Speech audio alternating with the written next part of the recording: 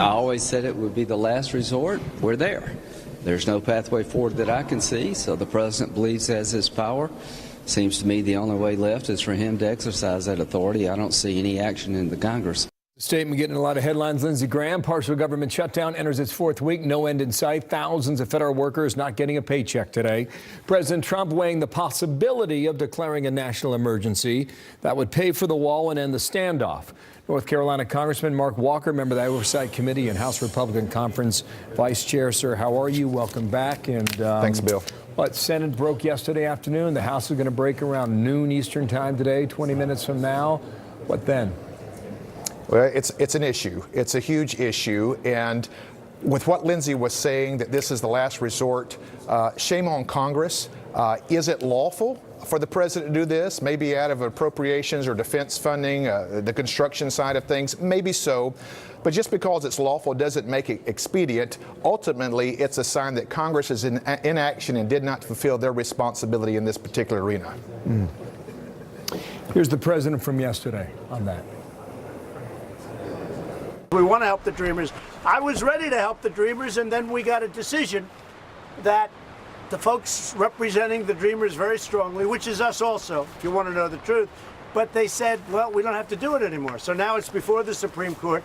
We'll see what happens. And if the Supreme Court rules against the President Obama decision, which he knew would not hold up, we will have a deal with the Dreamers. We can do it early. Well, twice this week he's referred to that. What are we to take from that, sir? Well, I believe that once again the president is showing that he's willing to put some things on the table. A few weeks ago, I was at the Oval Office. We were talking about potentially even a $2.5 billion. Meet us halfway, something that we can do. And I'm sitting here listening to your story on this 13-year-old Jamie and what a crisis it is. But it made me think of this, Bill. And as a former minister of working in refugee camps, I thought about the 15,000 missing migrants that were trying to cross the border. Many of those the same age, around Jamie's age. I thought about the 16,000 families this past Christmas that had an open seat at the dinner table. Why in the world are we calling this a manufactured crisis? This is data. This isn't fabricated. I'm usually a pretty measured person on the House because of my own background.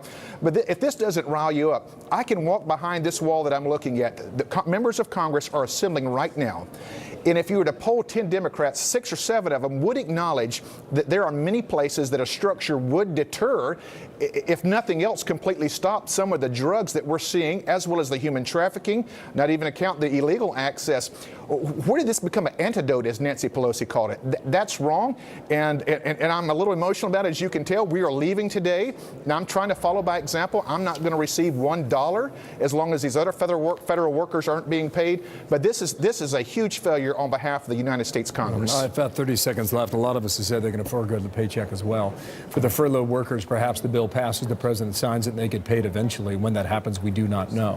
What gives?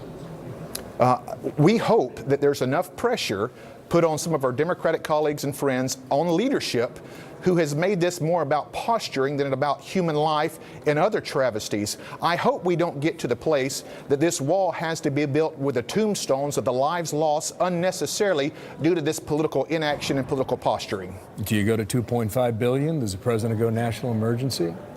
We would do it in a heartbeat. What's the way out? Any kind of gain here at this point. Sorry, you would do what in a heartbeat? I would take $2.5 billion. We would take any kind of deal process. But here's the thing. We continue to go to the table. I've been over to the White House several times in some of the meetings. We continue to reach out, and there is a flat, rebellious spirit coming from Nancy because she has promised the very progressive wing of her party that she will have nothing to do with what she calls an immoral structure. What's immoral is Congress not doing their job. Be quiet hallways this afternoon into the weekend. Mark Walker, North Carolina, thank you, sir, for your time today. Thanks. Thank you, Bill. Sandra. The Pentagon beginning to plan for a